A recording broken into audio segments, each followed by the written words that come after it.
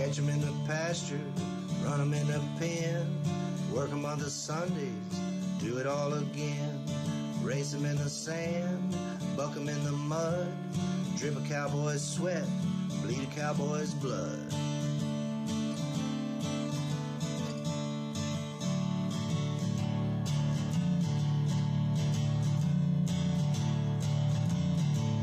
I'm Zeke Thurston, 2016 World Champion Saddlebrock Rider, and you're watching the Pepper Stewart Show. That's what he told you. He said that. He said that you're here, I'm here, Randomness, Randy is here. We're all here. All here for you. For you guys. You guys. That's what you guys. I watched the debate thing or whatever it was the other night. They're like, you guys, I'm here for you guys. There. It was funny. It was entertaining. It was very entertaining. I laughed a lot. Anyway, a lot of stuff's happening here. We're not debating anything. Or will we? You decide. 2024. All right, so here we are. Stuff is happening today. We got, you know him from Yellowstone, or the Careity Foundation Celebrity Cutting. Mo Brings Plenty is going to be on with us today. He's going to tell us about some stuff that he's going to be doing that's going to take place during the National Finals Rodeo. They're debuting some stuff up there. We'll get into that a little bit later. We'll tell you about that. We've got, like we said, the random stuff for you guys that everybody likes. We got that. PBR news, something happened. Somebody left one state, went to another state. Maybe they changed the logo, or did they just change the name? I don't know. It doesn't make sense. We'll get into that at some point. If you got an electric wolf, it might get you. We don't know about that. What's the oldest bottle of Scotch you would drink or buy? We'll get into that too. We got some more crazy stuff. If you're in Texas and a zombie attack happens, we got somewhere for you to go. So we're going to do that today. We got your horse news, cattle news. Winter is here. Today's show brought to you by DryShod. DryShod Boots is what we're brought by today. So take a look at this, and I'll tell you something in a minute. Introducing the Viper Stop boot by DryShod Footwear. The Viper Stop is a snake hunting boot that features hand-laid penetration-resistant rubber from top to bottom. 2-inch taller than our other models for extra protection from the elements, brush, and debris. It also features genuine veil camouflage print. DS1 molded outsole with outer and inner grip. Nylon shank.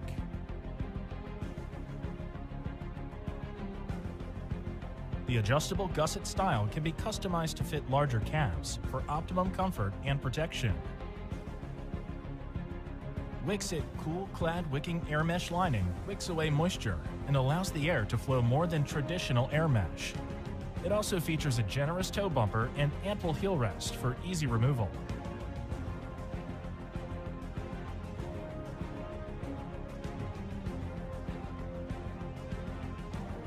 DryShod Footwear, the world's most wearable rubber boot.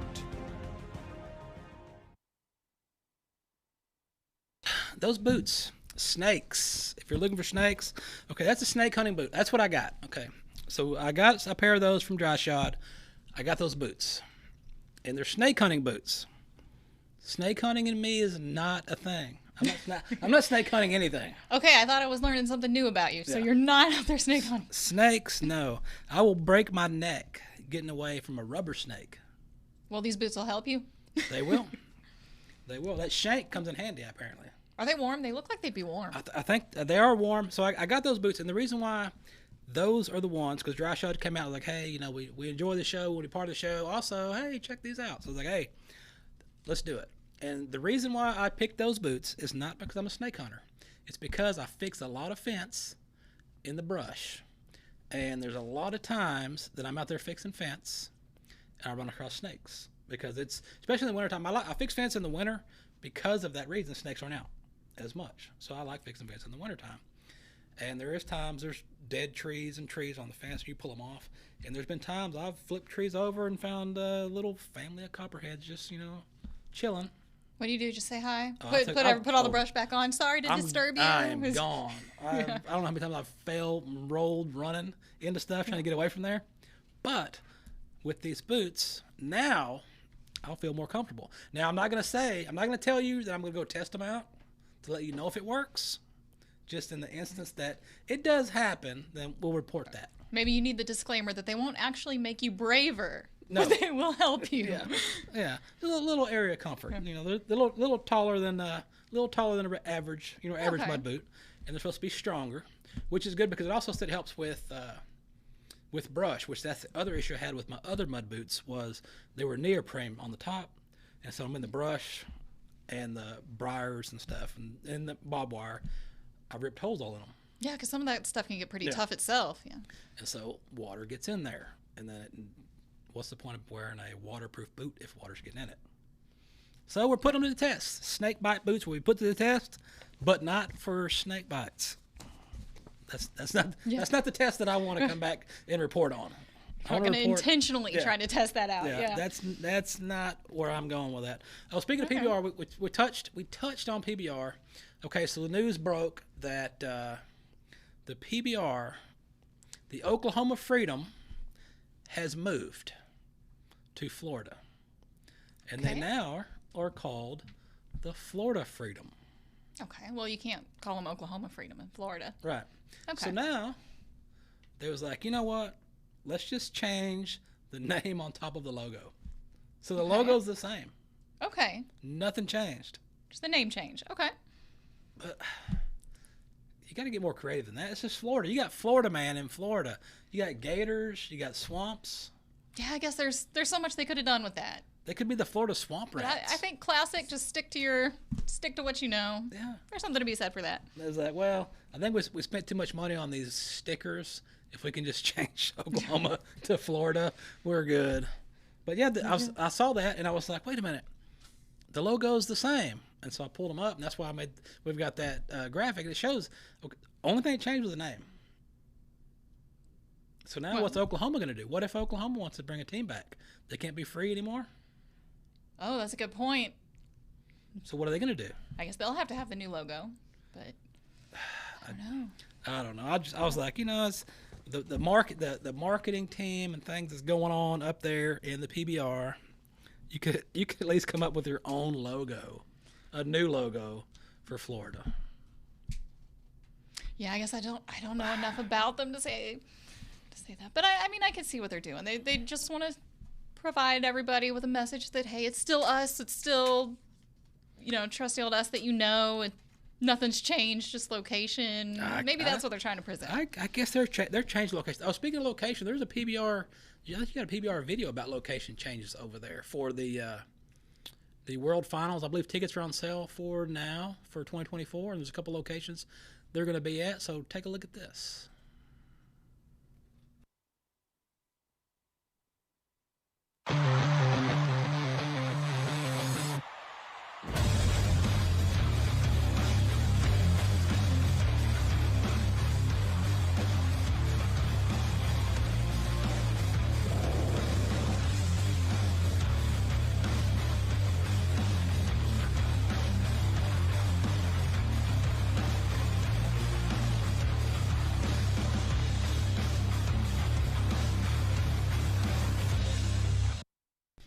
Be there. PBR World Finals is where you're going to want to be in 2024. Tickets on sale now. Buy them. Go buy some tickets. Before we get too far into this, we could probably sneak in. We got some cow news. We're going to tell you about your winter cattle. We're going to talk to you about horses. We got a very controversial topic we're going to get into at some point about to blanket or not to blanket your horse in winter. But I do think we ought to jump into some randomness with Randy and see what's happening over there. All right. So what do you got? What's your randomness for today? I kind of want to ask you about this whiskey. Are you a whiskey drinker? Sometimes. Sometimes. Do you like what do you normally drink? Anything special or? If it depends on where I'm at. I did get on a foreign whiskey kick while I was overseas and came back and drank a lot of that. But if I got to go to I'll drink some Pendleton whiskey. Okay. Now, I know there's a lot of aged whiskeys out there. Right. How would you feel about a 96-year-old bottle of single malt from, I hope I pronounced this distiller right, is it Macallan? I don't know because I drink a lot of coffee, so I drink a lot of milk. So dates are real prevalent in my my drinking of fluids. So if it's 96 years old, it's going to be one of two things. It's going to be so watered down, it's going to be terrible, or you're going to take a drink and pass out. Oh, see, I was thinking it might just be honey at that point. So I don't know. So there's a bottle. Okay. 96-year-old bottle of single malt going up for auction. They're expecting an estimated price of about 1.2 million pounds. So that's about $1.4 million here. Yes. I don't know. Who do you think? Do you think you would, if you had the money and you could just, that was spare change for you, do you even think you'd spend 1.4 million on a bottle of whiskey? I don't think I could do that. I don't think because you have to think, you have to bring it down to like, relative terms where you think, okay, if you're at the point where you're spending 1.5 million on a bottle of whiskey, how would you break that down? So you would think, okay, so in layman's terms, would you go buy a, say, $10,000 bottle of whiskey? I'm like, I couldn't do it because it's one bottle. It's one bottle, and then once you open the bottle, if it's terrible. Well, it's not that it's been sealed this long. It has been reconditioned. So the distillery did recondition it. That included replacing the cork, applying new glue. So I'm out. It's not that it's been sealed this whole time. You opened it, you ruined it, you drained it, and you put new stuff in it. But this is your one chance, though, because there were only 40 bottles made. I'm out. They opened it. They ruined it. They didn't run the surprise. They opened the surprise. They didn't try it. They didn't let anybody taste it. But how do we know? That's true. How do we know? Do you think if you worked for them and you knew this auction was coming, would you sneak in a little? If they're redoing the cork, and there's somebody's back there is going, let me get just I got a little taste of this. How disappointed would you be if you did that and then it tasted like just the cheapest well whiskey you've ever had? I'm sure this is delicious. Okay, so to put it in perspective for you guys, okay, each shot out of this whiskey bottle is going to cost about $41,000 per shot. So just put that in your perspective. Yeah. Each little glass you drink, it's $41,000. You know how many lawyer fees that will help me out with? Yeah. I mean, I think my calculation is correct if that's 1 million. But yeah, that's a little insane. Man, that is a lot. Yeah. That's a lot. Yeah, so I'm gonna watch and see what that actually goes for. Yeah. We're gonna talk to Mo Brings Plenty here in a little bit, but before that, he's partnered up with a guy who sings some songs, and he's got a song for you guys to check out. So let's do a little music break here. Check out this little tune here from it's called White Buffalo from Iron Music. Take a gander at this, and then we'll come back, and we'll probably be talking to Mo himself.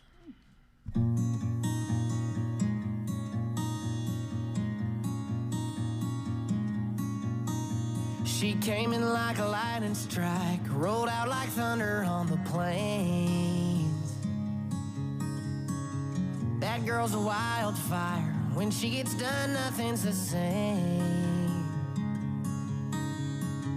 God knows I've tried, but getting over her's like fencing in an eagle, flying with an angel, finally finding gold at the end of the rainbow. I'd push Cloudy Mountain into Devil's Canyon if that would bring her back, but it won't, so I'm sending signals up in smoke.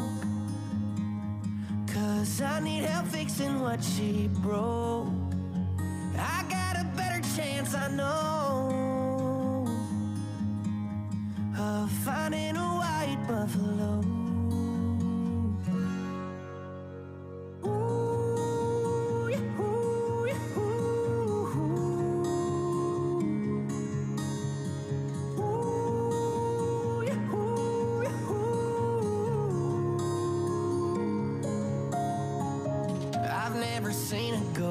But I swear I hear them all the time. Her voice is in the wind, so these reins are in my hand tonight. Praying she might change her mind, like thinking I ain't out of mind, or fencing in an eagle, flying with an angel, finally finding gold at the end.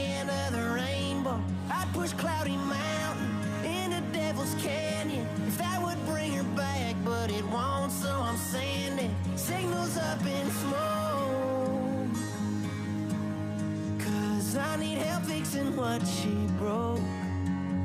I got a better chance, I know, of finding a white buffalo.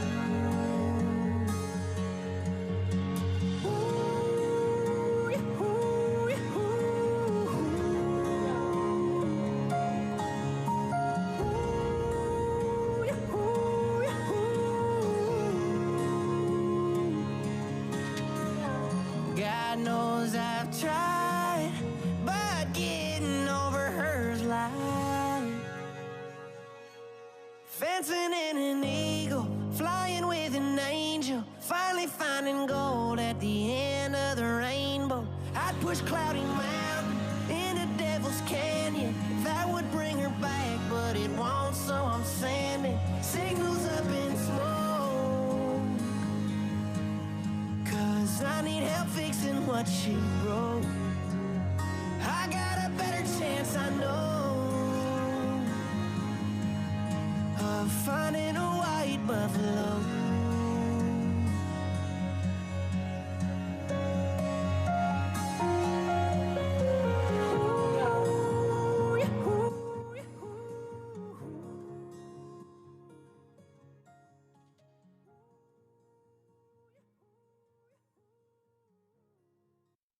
All right, that was White Buffalo's Iron Music. That's his off his second album that's coming out. He's also doing a cinematography debut with the documentary White Buffalo, Voices of the West. It's going to premiere December 6th during the Wrangler National Finals in Las Vegas, and they're moderating the panel discussion between those guys. You're going to have music. Music's going to be there. Dougie Hall, Yellowtail, all discussing this, and the man with the plan, in control, Mo Brings Plenty. What is going on, Mo? Oh no. Got his mic muted. Oh no. Uh-oh. Okay. Did he mute? Unmute? He doesn't even have it set up. He's got to unmute himself. But yeah, so there's going to be this documentary is going to expand the concept of this album he's putting out, White Buffalo. And that's Dougie Hall. If you know Dougie Hall, he's a bucking horse guy up there. They're Native American folks from the Blackfoot tribe. Dougie Hall. You got horse trainer. He's an actor from the Crow tribe. Stephen Yellowtail and a cowgirl from the Blackfeet Nation, Sammy Joe Bird, with music. They're all going to be on this roundtable panel discussion that's going to be led by Mr. Mo Brings Plenty. So it's going to be got something to see there when this transpires. Then we're having an audio issue. Fun with live stuff. And that panel with all of those people, that's out the December 6th Yes. debut, right? Yes. Okay. Yes. So it's going to be something to see. Also to hear, if we had audio. That's fun with live. Fun with live. Man. Okay, he just dropped out. I think he's gonna try. Okay, let's see if we can do a little reboot here. Most of you folks are going to know Mo from Yellowstone and the Careity celebrity cutting that he's competed in a couple of times. I was going to ask him about that, if he's going to be doing that again. And he does a lot of work with films now. A lot of consulting work and stuff in films. So we can get the audio to pop up. Here you go. There we go. Yay. Can you hear me now? Can you hear me? There you are. I can hear you. Okay. Okay, there you are. How's it going, Pepper? How you been, bud? Oh man, doing good, man, doing good. Getting ready to catch you at Careity again. Are you coming back to compete this year? I believe I am. Okay. Fingers crossed. All right. Yeah, I seen Four the other day talking about he's coming to defend his high score titles. He's out for everybody this year. I'm gunning for him. Yeah. So tell us about this panel that you guys are going to do with this White Buffalo, Voices of the West. I'm super excited about this. I mean, because when it comes to Indian country, when people think about cowboys, they don't think about us as American Indian folks being that as well. You know, we're ranchers. Horse culture's been a big part of our cultural identity. And so this is something that I think it's been well overdue, and I'm super excited about it. I mean, we have a great panel. We have Sammy Joe Bird, we have Stephen Yellowtail, we have my bro Dougie Hall. I mean, you know, everyone's going to be there, and it's going to be super exciting. And I'm looking forward to having that conversation with everyone and just letting them tell their side of the story. This means a lot, you know. I think it's going to open up some doorways for. We have a wide range of very talented Indian musicians that are country singers as well, and so I think, you know, Mr. Moonsek's going to kind of pave the way and create a passageway for them to also go through. So I'm really super excited about it. And with your work, if you want to tell us a little bit about the work you do, you know, a lot of people know from Yellowstone, but then a lot of people don't know. What they don't know is a lot of the consulting and behind the scenes stuff that you do on other shows. If you want to tell us about that. Absolutely. I mean, you know, Taylor asked me, he said, well, we need someone who understands culture, and I believe you're the guy. And I said, most definitely. And so I jumped on board and helped finish up 1883, and then of course got in behind the scenes, which I've always helped out a little bit, because the American Indian consultant there before, he's a great guy. I did stuff with him, helped him out, you know, and so I just ended up taking over on Yellowstone, and also in 1923. And 1923 was probably one of the toughest ones for me, because it just brought back an era of what a lot of our people had been through. And but it was also very, very healing, you know, in the process. And so it was good. We had a great group of individuals. Of course, Taylor has a great group of individuals that you know, the crew is unbelievable. And so Taylor is a mastermind behind putting us all together, and it works. It works really well. A lot of people have asked me about 1923 and when they watched it and what they'd ask, and I was like, well, you know, when I get around to running into Mo again, I'll ask him about it. Is they've asked about the school scenes and the schools, and like, did this really happen? Did this really take place in those times? Absolutely. I mean, you know, you had to look back. General Pratt was the one who developed this here program. And it was basically, the famous quote is, you must kill the Indian to save the man. Mm-hmm. And so these boarding schools began to pop up throughout the country. And a lot of these kids were stripped away from their families and shipped off to faraway schools. And if their parents tried to prevent their children from being taken away, you know, they can be prosecuted and or executed. And so it was a tough era for our culture, our language, most definitely our language. There's a lot of tribes that lost their language due to that process. And, you know, but when the boarding schools, when they closed, the viciousness of the mentality of it did not end, you know, because a lot of those individuals that been through that end up bringing it back to our reservations, and it became our own. I'm sorry, I hate to say that, but you know, some of it became our own, that became abusive to a lot of our own people and our communities. And when you're not working in the movie stuff, are you still? I know I'd listened to some stuff you've done before with Clinton Anderson and stuff, and so are you still out ranching, and you still riding colts and doing that when you get some time off away from the screens? I laid off colts a little bit because, and I just, you know, you want to be committed to it, and I just feel that I don't have the time to get anything started at the moment. And so, but you know, we have other projects that we got going on. We're trying to get done before winter sets in. We still have to get our cows worked and get them moved, so I'm hoping that happens next week. You know, we did a bunch of fencing the last few days, and now we're getting ready to pour a concrete slab for a shelter. And so a lot of stuff going on right now at the old hacienda, and so it's keeping us pretty busy.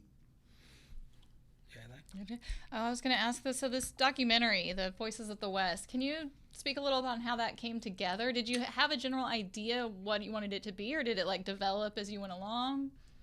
You know, honestly, it was basically just going to be a music video, and they saw something that it could be more than that, and so they end up taking it a step further and making it into this documentary. Again, I'm super excited, but I didn't have nothing to do with that. I'm just there to help on the panel and stuff, and kind of navigate that. But it's, for me, I'm super excited about it. Just from what I've seen of it, I'm pretty stoked, and I believe the audience is going to be excited about it as well. You know, there's a lot of learning information in there as well. There's definitely a lot of cowboy culture, but it's intertwined with American Indian culture. And so people are going to be able to get to see what Indian country is all about when it comes to the ranching world. You know, we still do things kind of no different than, you know, a lot of the folks down in southern Texas, you know, the Mexicans down there or the black cowboys. I mean, everyone has culture. Even at the 4-6s, there's a lot of culture there. And so, I mean, it's just really exciting and good to see culture. And when you get to see that culture intertwined with what we know as the Western world, you know, people learn from that. And some people can, you know, take from that and then put it into their own programs, and, you know, it may improve their programs a little bit more. So we're always looking for a niche, you know, and a way to help ourselves out. And anyone that is in the agricultural business understands and know that this is a challenge. You know, it's like living in Vegas 24/7 and betting it all.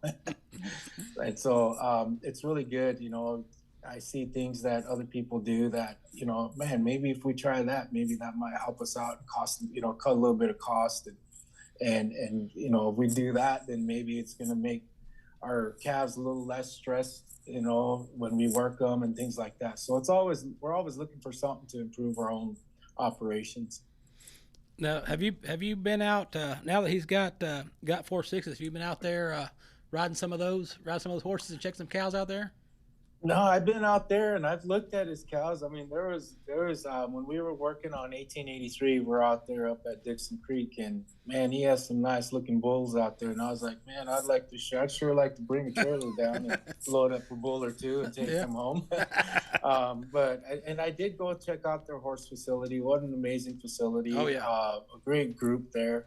I mean, boy, it's a smooth operation. Yeah. And you know, it's a well-oiled operation, and so it's great to see all of that. You know, it makes me feel like I'm a squatter on my little place that we got going here. But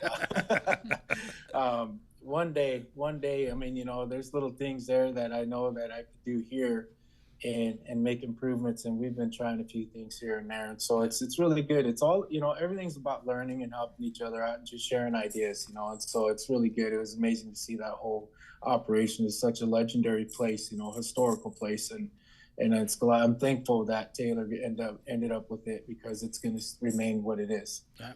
And it's a nice place. I'd been out there. It's probably been 10 years since I went out there, but we picked up some horses out there one time, and I was like, man, this is the way to do it. Mm-hmm. Oh yeah, if you get a chance to go to their horse sale, you got to go check out their horse sale as well. It's amazing. Now I saw that. I saw the Mo costume was pretty popular around Halloween this year. I seen a lot of kids and a lot of, you know, young Indian kids. They were dressed up, and so now you've got all these kids looking at you. So now all these kids that looking up to you, they see you on the screen, they see you at the events. What advice do you have these kids that they say, hey man, he's you know, I'm Indian, he's Indian too. That's what I want to do. So what do you tell these kids? You know, I tell them to always believe in yourself. You know, the whole world could be against you, and you're going to have moments and days that you feel like the world's against you. But as long as you believe in yourself, you're always going to be able to walk with your head held high, and you're going to always be progressive and be successful. All right, well, we'll leave it on a high note right there with you, Mo. Man, we appreciate you dropping in and visiting with us, letting us know what you got going on and about this Voices of the West, and looking forward to checking out that panel, and hopefully to see you over there in Fort Worth in December. Oh, yes, sir. I'm looking forward to seeing you again, my friend, and you all have a wonderful evening and take care. It's good visiting with you. Thank you. See you. Always a good time, man. That's a great dude right there. Mo brings plenty. So I'm looking forward to that. I want to hear about that Voices of the West documentary. Yeah. That's gonna be good. That's gonna be good because I think I was telling you earlier. I've never been a podcast person. Never listened to podcasts. I got my photographer. He was watching over here a while ago. To turn me on to, hey, you gotta listen to these podcasts that Clinton Anderson's doing. Because I knew Clinton Anderson from his old show on RFD, and I used to watch it all the time, his training shows and stuff like that. But now he has this podcast, and I was like, I don't listen to that stuff. I was like, I don't even listen to my own stuff. I don't even watch my own stuff. I don't want to see it because all I'm gonna do is pick it apart and throw a stick at it. So I don't want to do it. And so I had to go to Killeen, outside of Waco. Okay, yeah. And you know, I got XM radio, and I listen to stuff on there, and then I listen to the regular radio. And I was like, you know what? Let me just pull up my Spotify and see. So I listened to every single episode that he had because it was real. It's called Real, Raw, and Uncut, and it is that. And he's had all these different people on there, and he asked them. He pretty much gets their life story, how they are, or how they got started, where they are, to where they become. And I caught the Mo one on there the other one day. I said, man, that's great. And a lot of people don't know he was done. He did his acting stuff, and he was done. Yellowstone came up and changed everything. Yeah, so you never know when you're going to catch that. You never know. Second chance, or, well, I don't want to call it that, but redirection. I'm still waiting on catching that chance. Oh, speaking of catching that chance, Bass Reeves came out Sunday, or November 5th, whenever you're watching this. But anyway, the first 2 episodes came out, and man, it's going to be good. I only worked 1 episode of it. I don't know which one, so you just got to watch. But like Taylor Sheridan, he's killing it with shows. And did you watch Bass Reeves? No. I didn't see Bass Reeves, but I did see 1883. Is that what it is? Yeah. And man, I haven't even seen Yellowstone yet. I am addicted. I splurged on that whole series. I'm telling you, it's good. It's good stuff. I mean, it's good. The way his mind works, in the stories, and the way he puts them on film, it's crazy. Yeah. You gotta be there. You gotta be there. Where else do we want to be? We got some more randomness there, don't we? What else we got? What else are we looking at? Let's see. Let's go with the. This picture is actually kind of terrifying. We have the picture of the wolves. So this story, it's out of Japan, and there's been some consequences to the dwindling natural predators. Okay. So I guess in a way you could call this scarecrows to scare away the deer and the monkeys and bears, and so they have these mechanical wolves. A mechanical wolf. Yeah, that I hope we have a picture of this, right? There's these red lit eyes. It's kind of scary looking. And does it play basketball? No, but it does make noise. It howls. I hope I didn't just misread that, but so they have a group of these. Okay. And it does warn it. It says, "You're not getting away with this." Apparently, so the wolf talks. Yeah, the wolf talks at 60 decibels. It moves, the neck swivels. I don't even know that I could have finished this article when I first saw it, because I was like, I don't even know what I would do if I was going down the street, or you're kind of in a rural area and you got this scarecrow out there. Right. I think I would do what you do with the snakes. I would just grab my stuff and go. Right. Like, there's a wolf, and it's telling me to get out of here. Yeah. I'm like, what? I mean, if it's something that can scare away bears, it's going to scare me away. Could you imagine if that was close to Grandma's house? Oh, no. Poor Grandma. Little Red Riding Hood would be in trouble. Oh, no. Yes, that thing looks terrifying. Yeah. Look at the picture of that thing. Yeah, so it's mechanical. And when I saw the picture of that, I was like, that looked kind of like the mechanical cow that they used to train the cutting horses with. And I was like, I wonder what would happen if somebody put one of those mechanical wolves on there. No. What the horse would do. Randy or Pepper? Yes. Yeah. I don't want to be next to the poor horse. And get the heck out. Speaking of horses, let's make everybody mad with horses right quick. All right. You got something controversial? Yeah, we'll jump into the we'll get the ranch and rodeo out of the way right quick before we dive back into some more randoms. We got a lot of good random stuff. All right, so let's do this. It's controversial. Everybody gets mad. It's about as controversial as the to stall or not to stall, which I also got a perspective on that. Listen to that podcast.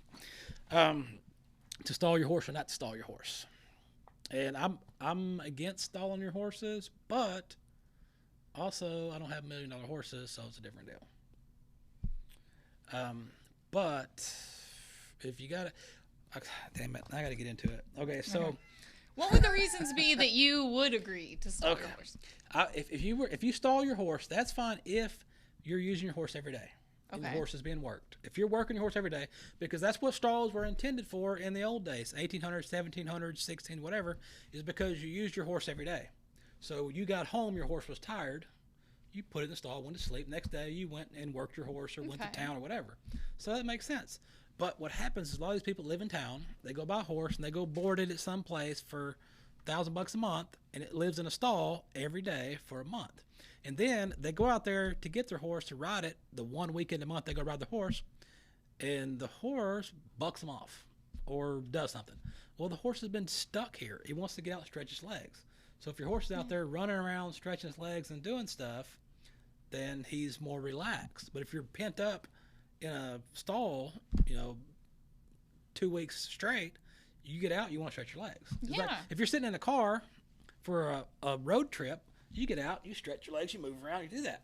Well, when the horse does that, they freak out and fall off. And now something's wrong with the horse. So that's why I say if you want to stall your horse, that's fine, but be sure you're using the horse. And that was something he mentioned. Things like, we got $1 million horses here. We can't just turn them all out and let them run. But we're working our horses every day. So your horse is doing something, so it's not like it's in jail. Stall needs to be more like a break room than a spend all day there. Yeah, right. I think I agree with you on all that. And that's how I look at it. Now, the next controversial topic I'm going to hit today is to blanket or not to blanket. As winter is approaching, a lot of people, especially these people I'm talking about that stall their horses in these towns and know nothing about them, will go put blankets on their horses. Okay. And so there is a university that did a study on this. And it says, now that the days are short and the nights are long and it's cold, the short answer is no, not to blanket your horse. Oh, really? I've had horses since I was born, and I've never put a blanket on a horse in the wintertime, ever. I mean, Never. Their horses been around long before we have. They've been just fine. They didn't go to Tractor Supply and buy blankets to put on. Yeah, they were okay before blankets. And where we're at, if the horses are out in the big pasture with eating hay or whatever, if it's that bad, they'll go in the woods and get in the cedar trees, and they'll but it's not. So they're out there eating. I've got pictures. I didn't pop any up here of my horses, but I got some random people horses off the internet that I found out there playing in the snow because it's cool out there. They feel good. They're playing. Yeah, I mean, animals play. And so anyway, how your horse stays warm. Let's see, horses stay warm in cold temperatures. Your horse's coat is comprised of two hairs. You got two types of hairs, long hair and short hair. Well, that would be two types. That would be the two types of hair. Everyone has long hair and short hair. But do you have a soft, fluffy undercoat? I'm only ducks, right? Yeah. So the short, your fluffy, soft, fluffy stuff up under, that keeps you warm. And that's what keeps them warm and keeps the rain off. They collect more from sweat. And the softer, fluffier hair traps in the warm air between them and keeps them warm. So how much winter hair does a horse get? Well, they start growing in August. And the thing with the hair is they get fluffy. They fluff out. Well, if you put the blanket on the horse, then their hair is not fluffy anymore to protect, like they said. It just compresses down their sides, so it lays down. So it's not doing its job. It's like, I can't keep the heat in by itself. So it's getting cold. How much does nutrition play? Yes, you got to feed them. Here we go. This is the good part. How much cold can a horse tolerate? The Canadian study, which way up there was colder, horses can tolerate temperatures down to, ready for this? 5 degrees. 5. Oof. Before they show any drop in body temperature. Rain and wind are important in that factor. The rain is going to flatten their coat, which prevents the undercoat from making them warm. But if you put a blanket on them, they get all wet. They're not going to dry, and they're going to stay wetter. Right. I feel like the blanket's just going to make it wet if the blanket gets wet. So they decided to give you these tips. Just the tips. When don't I blanket my horse? When it has a natural winter coat, when he's healthy and in good body weight, which body weight is a big thing. No ribs showing, no hip bone showing. When it is not too windy or rainy, and if the temperature is above 5 degrees. If it's below and it's freezing and you're into blanketing horses, then you would. When do I need to blanket your horse? And this is the big stickler for you stall horse people and show pen horse people. When he has been clipped for winter. Stop shaving your horses. Stop shaving them. What is wrong with you? Why are you shaving your horse? They shave their horse. Like you shave your head, they will shave their horse for the shows. I mean, does it really make that big of a difference? Maybe I'm just not familiar. It's a cosmetic deal, but stop shaving your horses. Shave your armpits or something. Shaving your horses. You do blanket if you clipped him for winter, which stop clipping your horses. That's mostly, I think the clipping is more of a halt a horse deal. Okay. Because it's more of a, their show is more of a look at me type deal. So they clip those and they cut their mane really weird where it's like really short and looks dumb. Oh, yeah. Looks stupid, but they do it. They're in their little horse beauty contest. Yeah. Yeah. When he's sick, well, if he's sick or injured, if he's underweight, don't put a blanket on, feed him. If he's an old horse with weight issues, okay. If he's been recently moved to a colder climate, okay. When it's rainy or windy or both, and when there's no available shelter. Here's some general guidelines. If you body clip your horse, start blanketing your horse when the temperatures get below 60. Or if it's raining or windy, because your horse may get cold. That really shows what a difference that hair makes. If they're not clipped and it's down to 5 degrees. They're fine. Yeah, that's a big difference. Yeah, but if you shave it and the wind's blowing, oh no, better go put the blanket on my horse. Moderate hair coats, you blanket when the temperature goes to 40, and heavy hair coats when temperature goes below 30. Just stop blanketing your horses. It's dumb. Or not, I don't know. Send me an email, tell me I'm wrong. I've never blanketed a horse ever. It froze here not too long ago for the Snowmageddon or whatever it had. I didn't blanket anything. They were fine. I mean, if they've got shelter to get out of the wind, and I mean, they're horses. Survival of the fittest. Survival of the fittest. I don't want a weak horse. Come on, guys. All right, so what else we got? We got cow stuff. Let's do some cow stuff real quick. Since we already upset all the equestrian folk, let's upset the cattle folk. Preparing your cattle for winter. Put blankets on them. Oh, so you do blanket your cows? Yeah, I want to see that. I want to see those cows running with blankets on them. Of course, I'm sure there's some that probably do it. Horses are going to stand around and stare at them, give them dirty looks. Why's that cow got a blanket on? Let's see here. Here's some quick facts. Cattle expected to live outside during the winter should remain outside to adjust to the changing conditions as winter approaches. And I was reading that and I was like, cattle that are expected to live outside, but there are places, and I know when we were in England over there are places that have big barns because their farms are not as big as they are here. Okay. So they're small. Like a 5-acre farm is massive. Oh. So yeah, that's tiny for us. And so over there they have the huge barns. So like in wintertime, they just bring the cows in the barn. Yeah, I was picturing the same. I had the same problem when you were reading that sentence. I was picturing in my head. I was like, I'm picturing a whole herd of cattle going into a barn. I'm like, well, you got like a doggy door for your pup. You got to do a cow door for your cow. They come in and watch TV with you. Yeah, just a massive barn, I guess. Okay.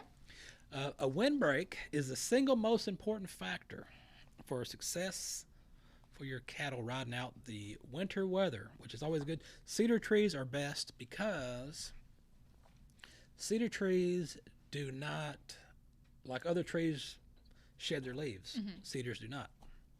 So if you plant a lot of cedars, it's a windbreak. Okay. A natural windbreak. What else we got? Building a bedding, have a bedding pack behind your windbreak. Okay, well that's the same thing for it's dry. Stable body conditions to make sure you're feeding them. In extreme cold, they need more calories to maintain their condition. During severe weather, water access can be compromised, so make sure you can get water to them. See, cattle work to maintain a constant core body temperature of 101 degrees. During the winter months, they need more for their body heat. Let's see if I got anything that's more importanter than all this wrangling. Acclimation, make sure they're acclimated to the weather. Make sure you had a windbreak. We did that. Bedding, make sure you got a bedding. Body condition, we'll talk about that. Make sure they got plenty of meat on their bones. Feed, make sure you're feeding them. They got enough feed to eat, so they keep it on their bones. Water, make sure they got plenty of water, and it's not frozen. My non-favorite is avoid drifting snow. Yeah, I'll pass on that. And foot tractions, make sure they're not in a mud hole. Drifting snow. What year was it that we had that huge freeze here? Was it 21? A couple of years ago. 20 Yeah. or 21. I think that was the winter that I realized that living anywhere north of Oklahoma was out of Yeah. discussion, because I had been out there busting the water. I was out there in the pools with a pickaxe busting water. Didn't work. We ain't got a chainsaw. We're cutting the ice with a chainsaw, cutting out squares of water with a chainsaw. And I'd gotten thirsty, so I went back to the barn. And in the fridge in the barn, I grabbed a Gatorade about like this. Okay. I got out of the barn, and I walked outside the barn. It instantly froze. Instantly froze. Yeah, that's too cold for me. And I was like, what is happening here? I've never seen that before, ever. Yeah, it instantly froze. And when I was pickaxing the pools, when I would hit the water and it would come back on me, it would automatically freeze. Yeah. Wow. It was the weirdest thing I ever saw. I was like, I don't ever want to do that again. No. Ever. It was so cold. Everything froze. What else we got that's random? Oh, let's see. Do you have a zombie apocalypse plan? I think where I'm at, I may be good, but it depends. Depends on where I am. Okay, well, there was a study done by Wanderoo, and they looked at a couple things. They looked at transportation options, interstates, farms and livestock area, ammo, and for all of these reasons, Fort Worth hit the top 5 of the best places to be in the zombie apocalypse. All right. And it was because of those reasons. We have, it says 36 interstates coming in and out of town. It's got a large, 76% of our state's land is dedicated to farms and livestock. So we're going to be okay. There's not going to be any shortage of beef, corn. We'll be fine. We'll still have our barbecue going on. We do, as you know, have a lot of ammo stored around. All right. Medical facilities. We rank pretty high on that. So we come in as the 5th best place to be. The 5th best? You got any guesses on where might be a better place? A better place than Fort Worth? Yeah, better than Fort Worth. I'll tell you, they're not in Texas. Fort Worth is the only one that made the list in Texas. I don't know where else you'd want to go to avoid a zombie. Well, there's some nearby. There's Tulsa or Oklahoma City. Those are both on the list. I don't know if I'd want Oklahoma City. Yeah. There's one that actually kind of surprised me. Jacksonville, Florida. That made number 3. How? I was a little shocked by that. I guess with those factors, they must just meet it with the storage or transportation in and out. The best place to be, Kansas City. And it doesn't, I hate that this list, the article didn't specify which side of Kansas City, but Kansas City. Huh. Yeah. Wonder how they come up with that. There are worse places. And where would that be? Now, again, nowhere in Texas is the worst place. So I feel like you'll be okay if you stay around here. All right. The worst places, 3 of the 5 are in California. That's the worst place to be right now. Yeah, the number 1 worst place is San Francisco. But Long Beach, California and San Jose made it. The other 2, New York City, which makes a lot of sense. That zombies are going to spread very quickly. Yes. But I feel like maybe it would be the worst place if you were there, but it might be the best place for everyone that's not there for that to be where it starts, because we can kind of quarantine them in pretty easy. I think I saw a movie about that. Yeah, and then Boston is also one. That's too far. It's cold up there. We just talked about the cold. I can't go. Yeah, you can't go to Boston. I'm stuck down here in Fort Worth fighting the zombies. Yeah. Because that's not where I'm going. We got, before we dive back into some more, let's get this out of the way. Coming up in the 19th, is November 19th a Sunday? I believe it's Sunday. Yes, I think that this is happening. There was a private premiere of the Lane Frost documentary. So we got a trailer for that. If you remember back 2 years ago, 2021, we had these guys on the show talking about this documentary that they were making, and that it was going to be available that December. Well, fast forward 2 years, it's finally available. They meant this December. Yeah. So we'll get it there. We'll get there. And so they had the private premiere in Oklahoma, which is like a family type deal in Oklahoma.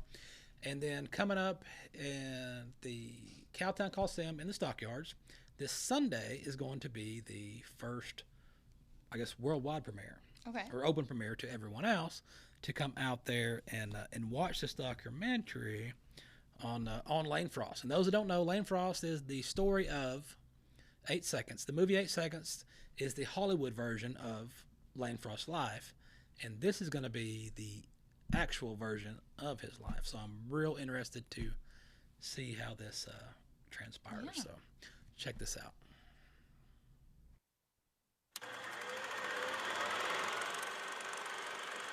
Every bull rider wants to be at the daddy of them all, and every bull rider wants to win this bull rider.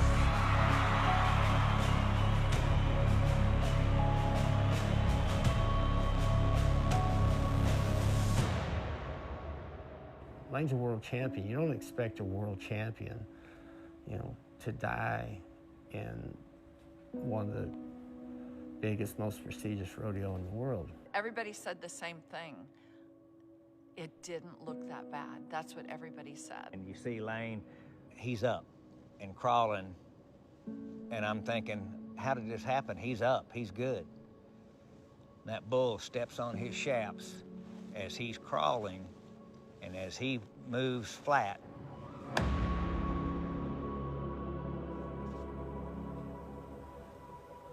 I think about how hard it was for me, but then I have to think about how hard it was for Tough. There's not a good way or an easy way to tell a mother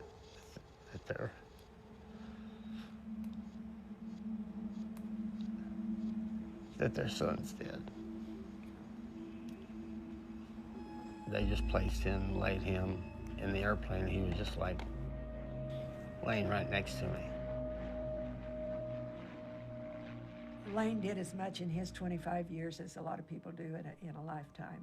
He had a full life. He did exactly what he wanted to do. I think it's important to keep Lane's story alive because you're never going to have another story like it.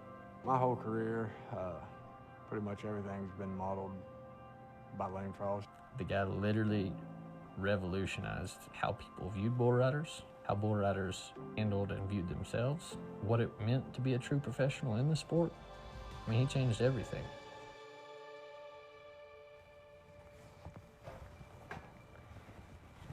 Hello, I'm Dr. Skip Ross, physician in Cheyenne, Wyoming. Been covering Cheyenne Arena for 35 years. On July 30th, 1989, I was the arena doctor the day Lane Frost got killed.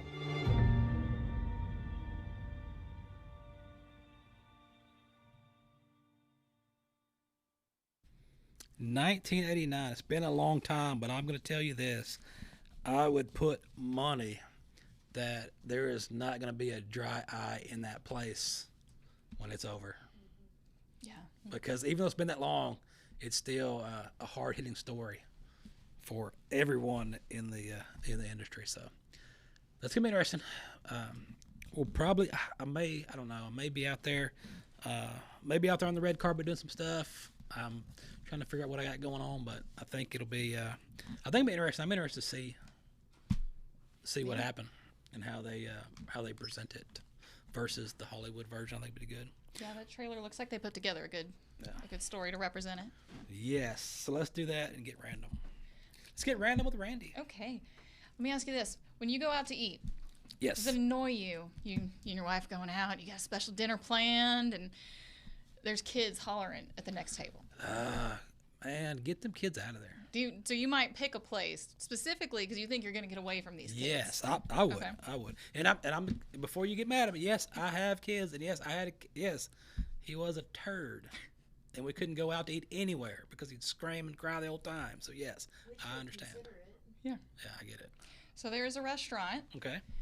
In Georgia. So it's kind of a drive, but maybe other restaurants will pick up this trend. Okay. That they are adding $50 for children's behavior to the parents' bills. Huh. Yeah. It's popped up in some of their Google reviews. Okay. One parent said that the $50 was added because of his kid's behavior, but he insists his children were fine and they were quiet the whole time.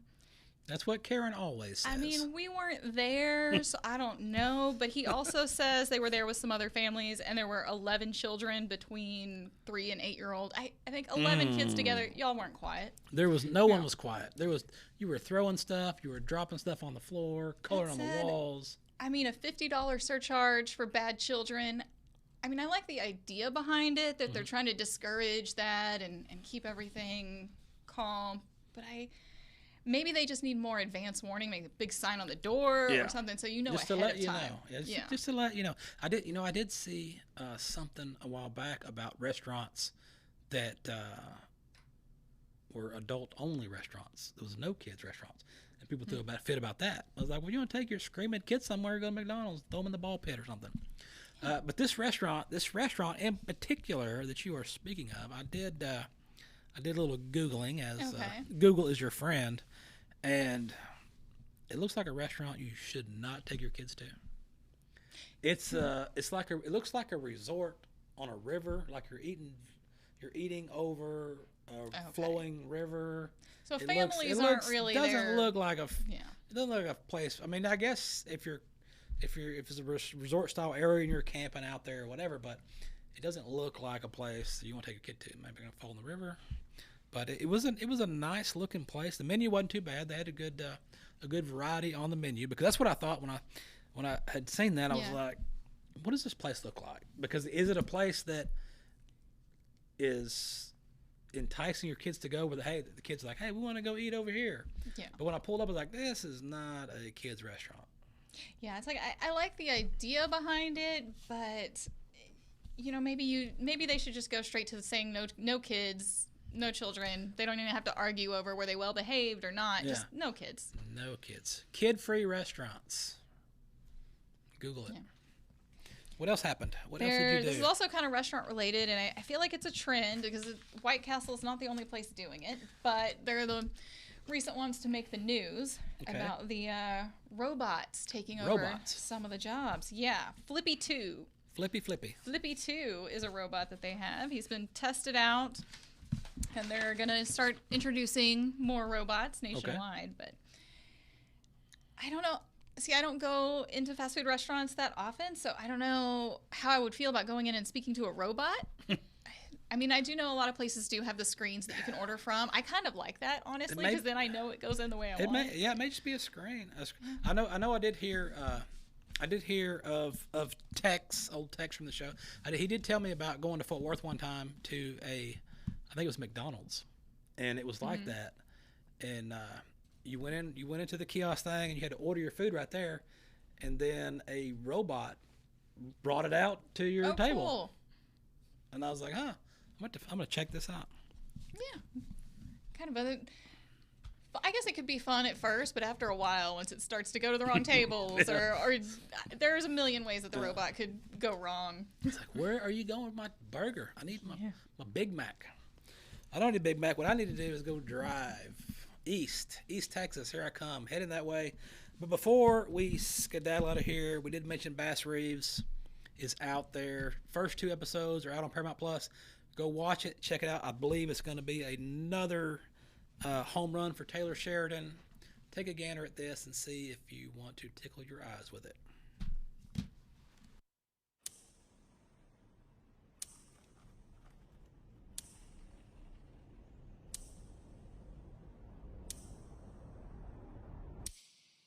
You a lawman or an outlaw? Bit of both, I reckon. Loved one's body. I need a man with a good gun and a straight spine. You up for the task?